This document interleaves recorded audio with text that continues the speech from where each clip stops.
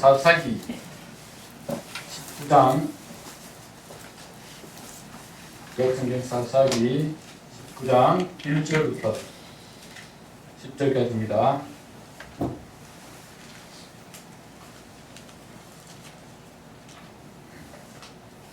한 절씩 교독을 하도록 하겠습니다. 1절을 제가 먼저 읽습니다. 이스라엘의 왕이 없을 그때에 에브라임 산지 구슬리에 거주하는 어떤 레위 사람이 유다 베들레헴에서 첩을 맞이하였더니 그 사람이 영어하고 남편을 떠나 유다 베들레헴 그의 아버지 집에 돌아가서 거기서 그의 남편이 그 여자에게 다정하게 말하고 그를 데려오고자 하여 가인 한 사람과 나귀 2마리를 데리고 그에게로 가매 여자가 그를 인도하여 아버지의 집에 들어가니 그 여자의 아버지가 그를 보고 기뻐하니라. 그 여자의 아버지가 그를 공개하며 그가 3일마다 그와 함께 먹고 마시며 거기서 유숙하다가 넷째 날 아침에 일찍 일어나 떠나고자 하며 그 여자의 아버지가 그의 사위에게 이르되 떡을 조금 먹고 그대의 기력을 돋은 후에 그대의 길을 가라 하니라.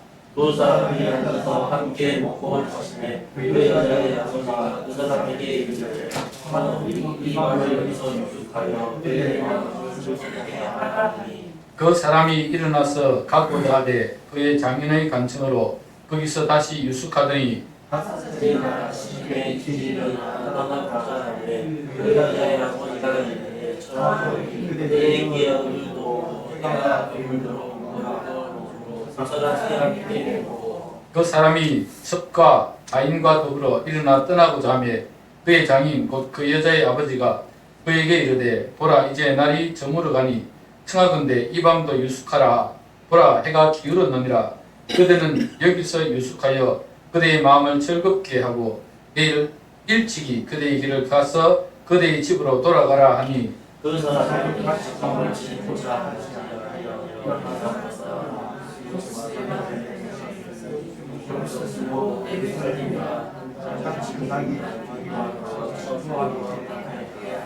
아멘. 오늘 말씀의 제목은 성적으로 타락한 이스라엘의 범죄입니다. 우리가 지금 사사기서 마지막 부분을 살펴보고 있습니다. 사사기에는 12명의 사사가 나오는데 12명의 사사에 대한 이야기를 다 마치고 난 이후에 사사 시대의 이스라엘의 영적 상태와 그로 인한 이스라엘의 범죄에 대해서 우리가 살펴보고 있습니다. 지난 시간에는 영적으로 타락한 이스라엘의 범죄에 대해서 살펴보았습니다. 기억이 나십니까? 한번 다시 복습을 해보도록 하겠습니다. 내용을 요약하면 두 가지로 나눌 수 있는데 첫 번째는 에브라임 산지 미가라고 하는 사람의 집에서 일어났던 영적인 모습을 살펴보았습니다. 미가의 집에 어머니가 은을 잃어버렸죠. 은천백을 잃어버렸는데 그 은천백을 누가 가져갔습니까? 아들 미가가 가져갔습니다. 그런데 어머니는 아들이 가져간지도 모르고 그 은을 가져간 사람을 저주하고 막 그렇게 하니까 미가가 마음에 부담이 되었는지 그 은을 어머니에게 도로 주면서 은이 여기 있습니다 라고 이야기를 했습니다. 그 어머니가 아들에게서 은을 받아서 그 은을 가지고 뭐 했죠? 그렇죠. 예. 에봇과 드라빔을 만들었습니다. 에봇이 뭐였습니까? 예. 에봇은 제사장이 있는 옷이었고 드라빔은 우상이었습니다. 그렇죠. 예. 우상이었습니다. 그래서 이 아들에게 에봇, 즉 제사장이 있는 옷을 만들어 입혔고 우상을 만들어서 그 우상의 제사장으로 자기 집의 제사장으로 삼았습니다. 지금 에브라임 산지 미가의 집에 일어난 영적인 범죄가 무엇입니까? 첫째는 미가라는 사람이 어머니의 돈을 훔친 것입니다. 그리고 둘째는 그 어머니가 아들에게 돌려받은 은으로 우상을 만들었고, 셋째는 레위인이 아닌 자신의 아들로 제사장을 삼았습니다. 이렇게 에브라임 산지에 일어났던 이 일에 대해서 왜 그런 일들이 일어나게 되었는지에 대해서 성경이 뭐라고 말씀합니까? 이스라엘에 왕이 없으므로 사람마다 자기의 소견에 옳은 대로 행하였더라. 그렇게 말씀하고 있습니다. 왕이라고 하는 구심점이 없으니까 사람들이 자기 마음에 자기 생각에 옳은 대로 그렇게 살아가던 그런 시대였습니다. 그런데 이러한 시대에 한 가정에만 이런 영적인 문제가 있었던 것이 아니라 이 한 가정에 있었던 문제는 한 지파로 넘어가서 한 지파의 영적인 상태를 우리에게 말씀하고 있습니다. 다음 지파라고 하는 지파에 대해서 말씀을 하는데 유다 베들레헴에 한 청년이 살고 있었습니다. 그 청년 레위인이었습니다. 레위인이 제사장이 되어야 되죠. 그 레위인이 거주할 곳을 찾아서 베들레헴을 떠나서 에브라임 산지 미가의 집에 이르렀습니다. 그래서 미가가 그 레위 청년을 자기 집에 제사장으로 세웠죠. 그리고 그에게 숙식을 제공할 뿐만 아니라 해마다 은 10개와 그리고 의복 한 부를 줄 테니까 우리 집에 제사장이 되어달라고 이야기를 했습니다. 그러니까 이 청년도 기뻐하면서 그 집에 제사장이 되었습니다. 이때 단 지파가 등장합니다. 단 지파는 아직도 분배받은 땅을 차지하지 못했습니다. 그래서 단 지파가 라기스라고 하는 땅을 차지하기 위해서 정탐꾼을 몇 명 보냈죠? 5명. 5명의 정탐꾼을 보냈는데 그 정탐꾼이 라기스로 가다가 이 에브라임 산지 미가의 집에 이르렀고 미가 집에 있는 제사장을 만납니다. 그 제사장이 이 정탐꾼 5명에게 뭐라고 이야기했습니까? 하나님께서 당신들에게 평안을 주실 것이니까 평안히 정탐하고 돌아가십시오 라고 이야기를 했습니다. 그 정탐꾼이 이렇게 그 제사장의 말을 듣고 동기를 가지고 정탐을 다 마치고 단 지파에게로 돌아갑니다. 이제 드디어 단 지파가 라기스를 차지하기 위해서 군사를 몇 명 보냈습니까? 600명의 군사를 보내서 그 라기스를 향하는데 가는 길에 누구의 집이 있었다고요? 미가의 집이 있었습니다. 에브라임 산지 미가의 집이 있었습니다. 그때에 이 정탐을 했던 5명이 단 지파에게 뭐라고 이야기하는 거면 이 집에 제사장이 있는데 레위 제사장이 있는데 그가 우리에게 편안하게 정탐을 마치고 돌아가게 해줄 것이다 라고 이야기했다 라고 말했습니다. 그러니까 600명이 미가의 집을 둘러싸고 그 집에 있는 우상, 신상과 회복과 드라빔을 가지고 갑니다. 이 레위 청년이 당신들 뭐 하는 거냐라고 했더니 단 지파가 뭐라고 이야기합니까? 너는 한 가정의 제사장이 되는 것보다 한 지파의 제사장이 되는 것이 더 낫지 않겠느냐.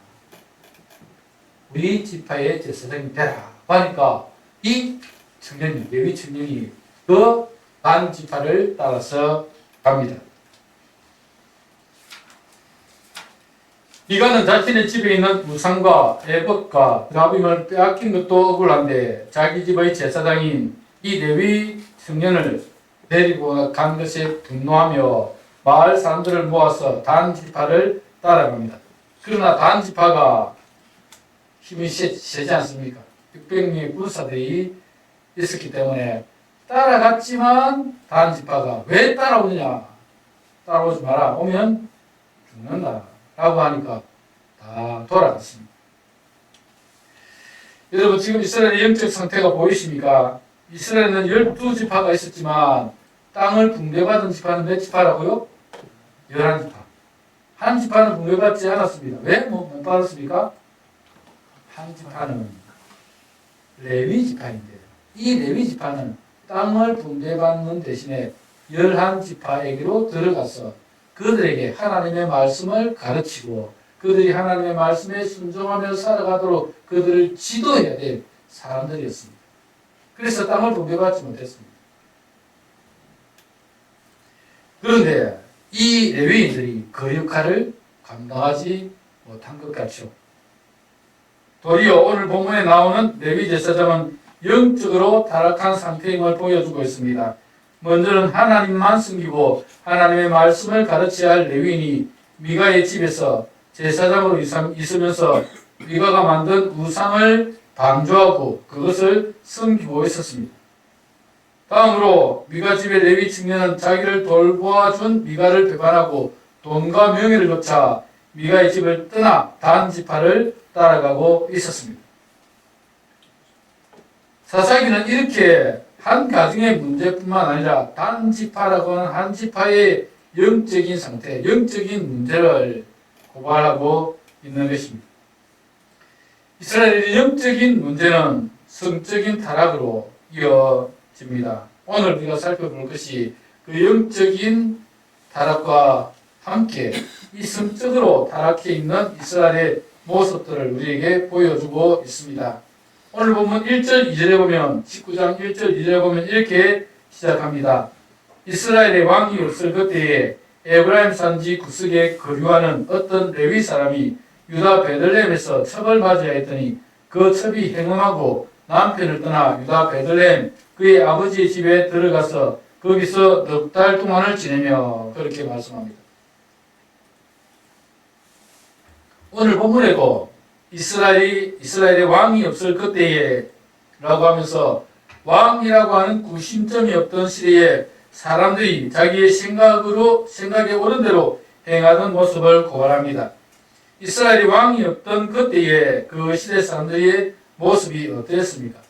오늘 본문에 보면 에브라임 산지 구석에 살고 있던 어떤 레위 사람이 유다 베들레헴에서 첩을 맞이했다. 그렇게 말씀합니다. 레위 사람들이 어떤 사람들이라고요? 제사장.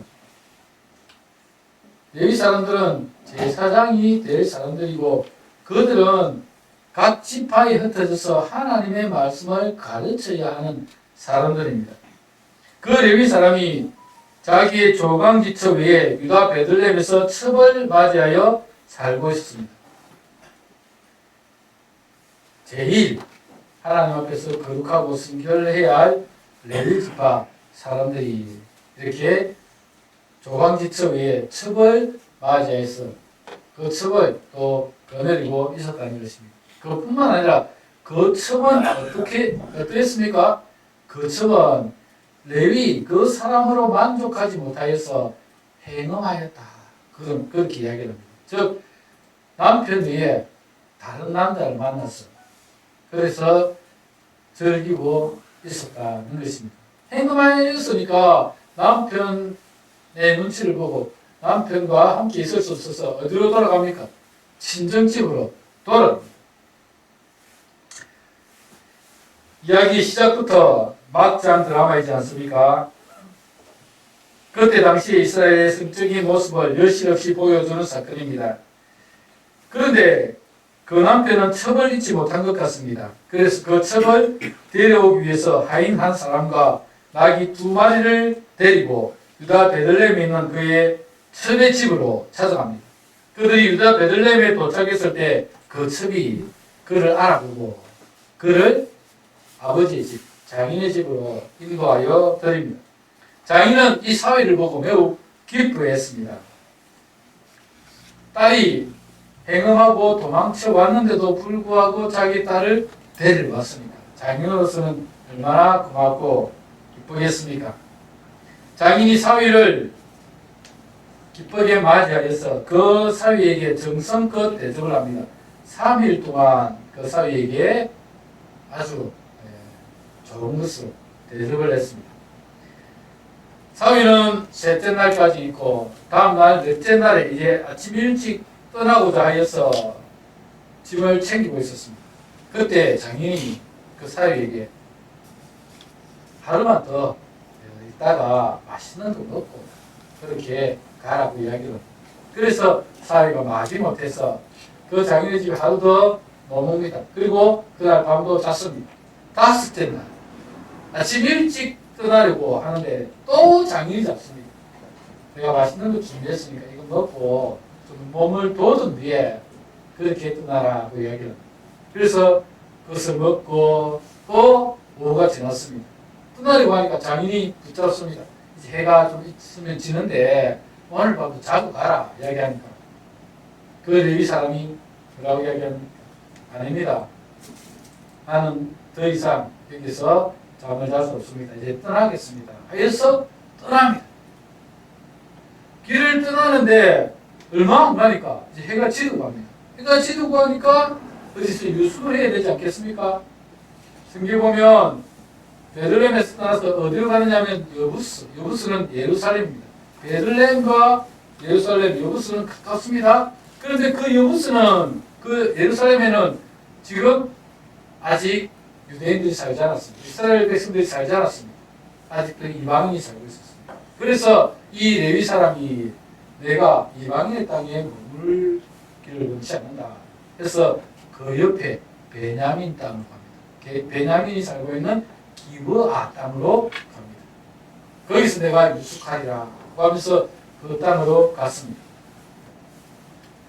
이 레위인이 거기서 레위인과 첩과 하인과 나귀 두 마리가 큰 길에 앉아서 누가 자기를 영접해서 자기 집으로 인도해 줄 것을 바라고 기다리고 있었습니다. 그래서 성경에 보면 아무도 그를 자기 집으로 인도하는 사람이 없었다라고 말씀합니다. 그런데 좀 있으니까 해가지고 있으니까 한 노인이 밭에서 일을 하고 집으로 돌아오다가 그를 보고 자기 집에 인도하여 드립니다. 그래서 이 레위인이 첩과 함께 이 노인의 집에 들어갑니다. 그런데 문제가 생깁니다. 그들이 노인의 집에서 맛있게 식사를 하고 있을 그때에 그 성읍의 불량배들이 그 집을 에워싸고 문을 두드리면서 노인에게 이렇게 이야기합니다. 내 집에 들어온 사람을 끌어내라. 우리가 그와 관계하리라. 그렇게 말씀합니다. 여기서 관계한다는 것은 성적으로 잠자리를 하겠다는 것입니다. 누구와 성적으로 관계를 가진다는 겁니까? 그 레위인. 그는 남성입니다. 남자. 여자가 아닙니다. 그 레위 남자입니다. 동성애를 하겠다는 말입니다. 불량배들이 그렇게 말하니까 집주인 노인이 그 불량배들을 달래면서 이렇게 이야기를 합니다. 19장 23절 하반절에서 24절 한번 보십시오. 이렇게 기록하고 있습니다. 제가 읽어드리겠습니다. 내 형제들아, 이 같은 악을 저지르지 말라. 이 사람이 내 집에 들어왔으니 이런 망령된 일을 행하지 말라. 보라, 여기 내 처녀딸과 이 사람의 첩이 있은즉 내가 그들을 끌어내리니 너희가 그들을 욕보이든지 너희 눈에 좋은 대로 행하되 오직 이 사람에게는 이런 망령된 일을 행하지 말라. 그렇게 말씀합니다. 그래도 노인은 불량된 청년들에게 동성애는 하지 말고 자기의 처녀 딸과 첩이 있으니 그들을 말하고 말합니다. 사실 노인의 처녀 딸과 첩을 범하는 행위도 너무나 악한 행위인데 동성애를 하는 행위는 더욱 악하기 때문에 동성애를 막으려는 노인의 노력이라고 볼 수 있습니다. 그러나 불량배들은 노인의 노력에도 불구하고 막무가내로 그 레위 사람을 이끌어내라고 합니다. 그때 레위 사람이 자기 첩을 문 밖에 무리들에게로 이끌어냅니다. 그러자 불량배들이 밤새도록 그 첩을 성적으로 유린하다가 새벽에야 놓아줍니다. 25절을 제가 읽어드리겠습니다. 무리가 듣지 아니하므로 그 사람이 자기 첩을 붙잡아 그들에게 밖으로 끌어내매 그들이 그 여자와 관계하였고 밤새도록 그 여자를 능욕하다가 새벽 미명에 놓은지라. 밤새도록 불량배들에게 능욕을 당했으니까 이 여자가 어떻게 했습니까? 새벽에 겨우 풀려난 그 첩은 노인의 집 문에 엎드려서 기절을 했습니다. 아침에 레위 사람이 문을 열어보니까 그 첩이 문 앞에 엎드려져 있었습니다. 그래서 그 레위 사람이 첩을 깨우면서 일어나라, 함께 떠나가자라고 했습니다. 그런데 그 첩은 이미 숨져 있었습니다. 레위인은 그 첩을 나귀에 싣고 에브라임 산지 자기 집으로 돌아갑니다. 그 후에 있었던 일은 우리가 다음 시간에 살펴봅니다. 왜냐하면 이것도 아주 중요한 문제이기 때문에 이 일로 한 지파가 베냐민 지파가 사라질 뻔한 일이 생겼다. 그래서 다음 주에 한 번 더 우리가 다루기로 하고 오늘 이 성적인 문제, 이스라엘의 이 성적인 타락이 얼마나 심각한가에 대해서 우리가 살펴보려고 하는 것입니다. 여러분은 사사시대의 성적인 타락이 얼마나 심각했는지가 보이십니까? 사사시대의 성적인 타락을 요약해보면 이렇습니다. 첫째는 레위인의 성적인 문란함입니다. 거룩해야 할 레위인이 조강지처를 두고 첩을 두고 살았다는 것이 문제였습니다. 가나안 땅에 살고 있던 우상의 제사장들은 성적으로 매우 문란했습니다. 우상의 제사장들은 제사를 드린 후에 여자 사제들과 음란한 행위를 했습니다. 그것이 이 이방의 제사장들은 우상의 제사장들은 그것이 그 우상을 기쁘게 하는 일이라고 생각을 했기 때문에 그들이 그 제사장, 우상의 제사장들이 여자 사제들과 이런 성적인 관계를 가지는 그런 문란한 행위들을 했습니다. 그런데 지금 하나님의 제사장들도 성적으로 그렇게 거룩해 보이지는 않는 것 같습니다.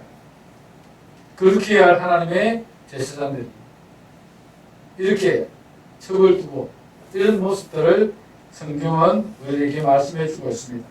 두 번째로 첩도 레위 한 사람으로 만족하지 못하고 다른 남자와 바람이 나서 처갓집으로 도망을 갔습니다.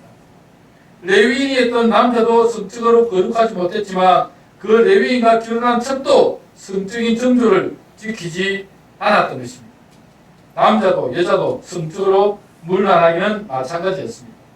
세 번째는 베냐민 지파의 불량배들은 동성애를 즐기고 있었다는 것입니다.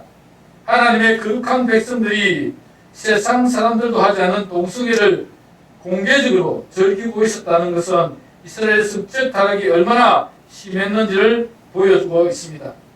이 레위 사람은 이방인들이 거주하는 여부스 땅에, 예루살렘 땅에서 밤을 지내지 않으려고 일부러 베냐민 땅으로 기브아로 내려와서 자기 민족, 자기 동족에게로 가서 거기서 밤을 지내려고 내려왔는데 그런데 기브아 사람들은 이렇게 동성애를 즐기려고 그 레위인과 관계하려고 그를 끌어내라고 얘기합니다.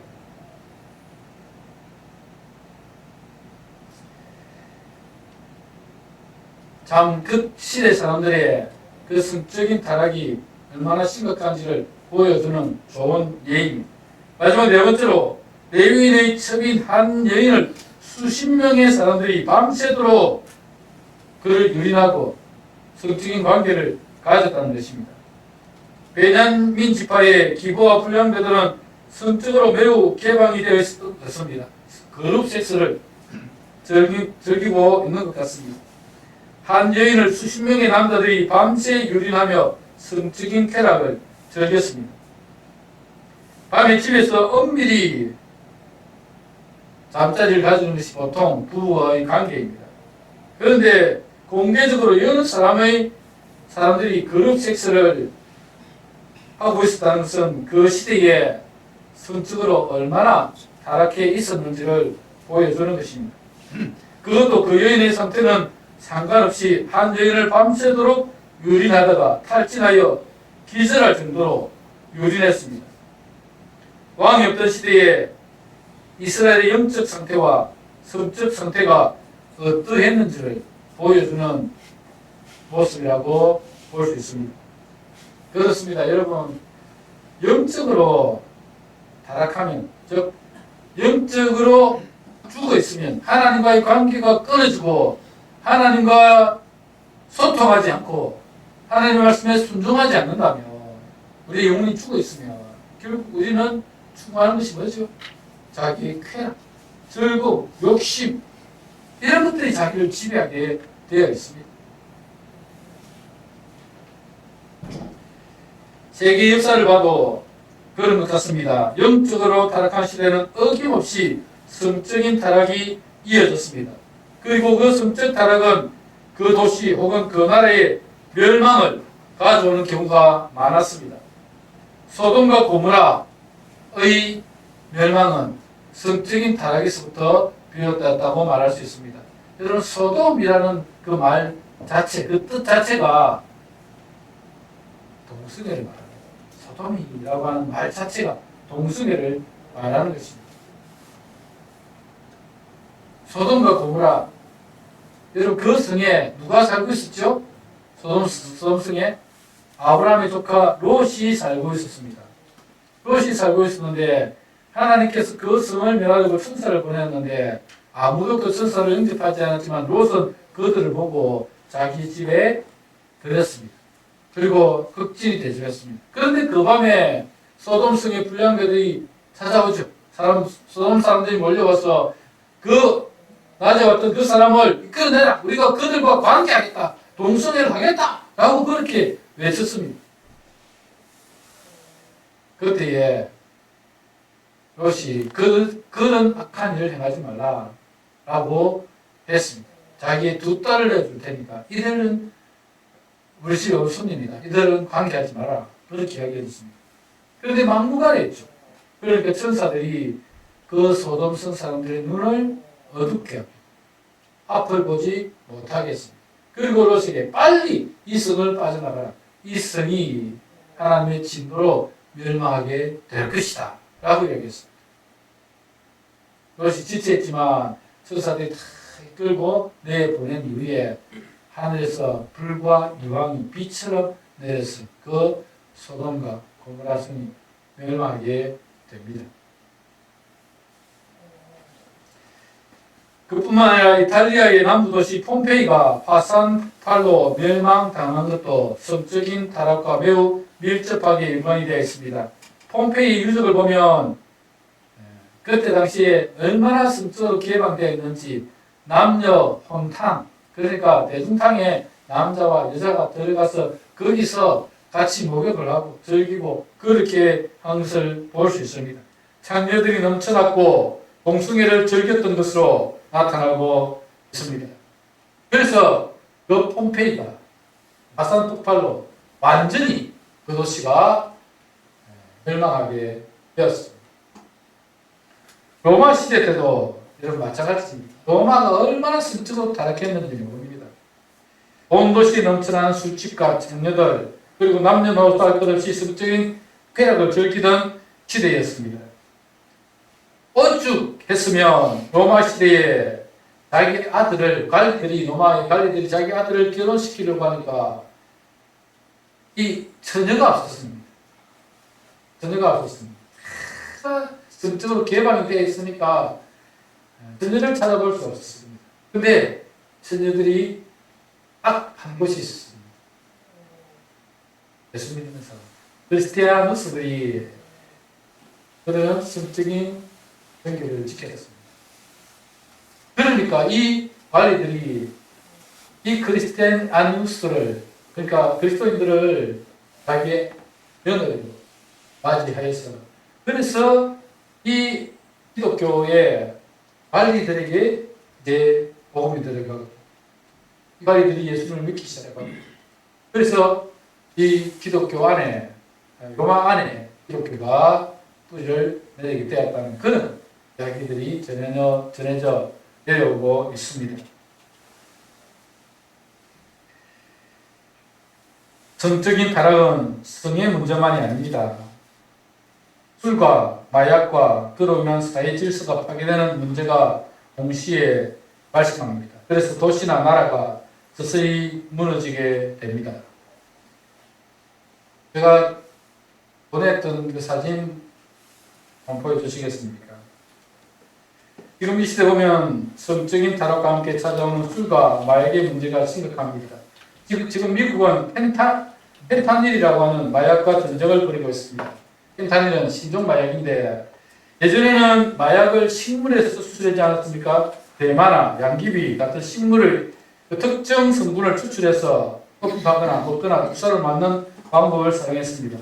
하지만 식물에서 추출하는 물질의 양보다 실험실에서 합성하여 만든다면 그 가격이 엄청나게 저렴하게 공개될 수 있습니다. 바로 그 합성 마약이 펜타닐인데, 이 펜타닐은 처음에는 진통제로, 의약품으로 만들어졌습니다. 펜타닐을 사용하면 뇌에서 도파민이 엄청나게 분비가 됩니다. 도파민은 우리 몸의 근육을 움직이는 역할을 하는 호르몬입니다. 대표적으로 도파민이 부족하면 생기는 병이 파킨슨병입니다. 파킨슨은 근육을 마음대로 움직일 수 없기 때문에 제대로 걷거나 행동하지 못하는 걸 볼 수 있습니다. 펜타닐 중독자들이 펜타닐을 투여하면 제대로 서 있지도 못하고 허리를 구부리고 있거나 등이 빈 채로 가만히 서 있는 모습을 볼 수 있습니다. 그렇게 펜타닐 농도가 떨어지면 도파민의 분비가 극도로 떨어져서 몸이 또한 삐걱거리면서 좀비 같은 움직임을 반복하는 것을 볼 수 있습니다. 사진 한번 보십시오. 지금 여기 있는 사람들이 펜타닐에 중독이 돼서 저렇게 다 있습니다. 넘겨보십시오. 아니, 배톡 사진이 6개인데 하나밖에 없네요.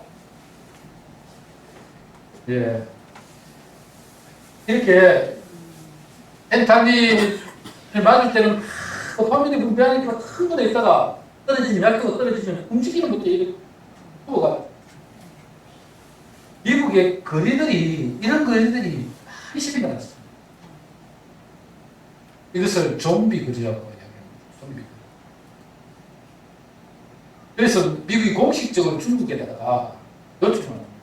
당신들이 값싼 그 펜타닐을 만들지만 $1만 주면 그걸 얻어가지고 그걸 먹고 이렇게 복용을 할 때는 엄청난 쾌락을 느끼죠. 도파민이 생성되니까 얼마나 쾌락을 느끼겠습니까?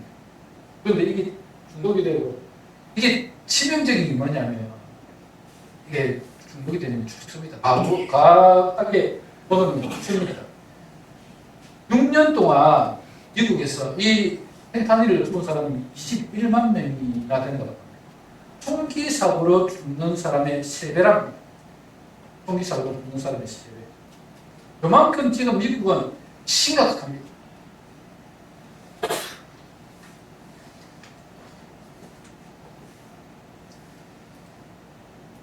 좀비 거리로 불리는 지역들은 거의 황폐화되어 버렸고 그곳에서 사람의 왕래가 끊어져 버렸습니다. 그래서 그 도시는 유령 도시가 되어가는 겁니다. 정적인 타락과 함께 찾아오는 무질서는 사회를 파괴하고 국가를 파괴합니다. 이런 무질서의 시대에 우리 그리스도인들은 어떻게 살아야 할까요? 하나님은 우리 그리스도인들이 정결하게 살아갈 것을 말씀하고 있습니다. 사도 바울은 복음을 전할 때 고린도 지역에 성적으로 아주 문란하고 성적인 타락이 심각한 것을 보았습니다. 그런데 이 성적인 타락이 고린도 지역에 있던 그 믿지 않는 불신자들이 가지고 있던 그 성적인 문제들이 교회 안에도 들어옵니다. 사도 바울은 고린도 교회를 향해서 매우 질타합니다.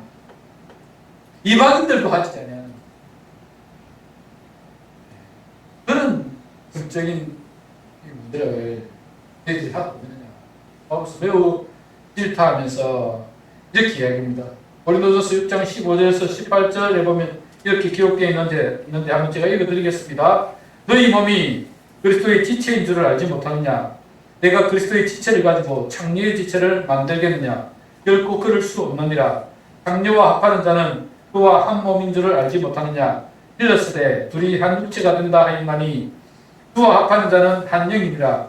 음행을 피하라.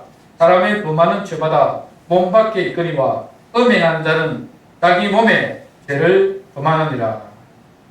사도 바울은 이 고린도 교회를 향해서 음행을 피하라. 다른 죄는 몸 밖에서 짓는 죄지만 음행은 몸 안에 짓는 죄이다. 라고 하면서 너희들이 하나님의 성결한 자녀들로서 거룩함을 유지해야 된다. 성결해야 된다. 라는 것을 강조하고 있습니다. 우리 몸은 주님이 거하시는 그리스도께서 거하시는 성령의 전이다. 라고 말씀하고 있는 것입니다. 이런 성령이 전인 우리 안에 이 음행을 통해서 성적인 죄를 통해서 우리 몸을 더럽게 쓰는 안 된다라고 말씀하고 있는 것입니다. 또 고린도후서에서도 교회를 그리스도의 신부로 소개하면서 이렇게 말씀합니다. 고린도후서 11장 2절에 보면 바울 사도가 내가 하나님의 열심으로 너희를 위하여 열심을 내노니 내가 너희를 정결한 처녀로 한 남편인 그리스도께 드리려고 중매함이로다 라고 말씀하고 있습니다.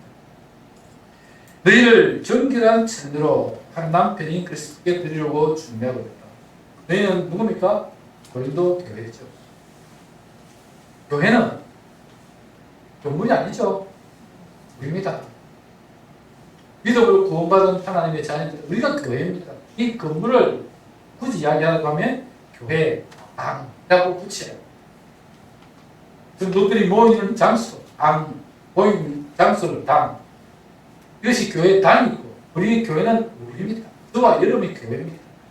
이 교회는 장차 그리스도의 신부로서 정결하게 그리스도의 신부가 되어 천국에 들어가야 할 자들인데, 이 교회가 음욕을 인해서 성적인 타락으로 인해서 더럽혀지고 깨끗하지 못하면 안 된다라고 말씀하고 있는 것입니다. 우리는 정결한 처녀로 그리스도의 신부가 되어야 합니다. 세상이 무질서할수록 우리 그리스도인은 하나님의 말씀에 굳게 서서 흔들리지 말아야 합니다. 세상이 문란할수록 우리 그리스도는 정도를 지키고 영과 육이 깨끗해야 합니다. 세상이 포악하고 잔인할수록 우리 그리스도인은 어린 양 대신 예수님처럼 순한 양이 되어야 합니다. 여러분, 세상과 구별된 순결한 신부로 살아가고 있습니까? 하나님은 우리가 세상과 구별된 거룩한 하나님의 자녀로 살아가기를 원하십니다.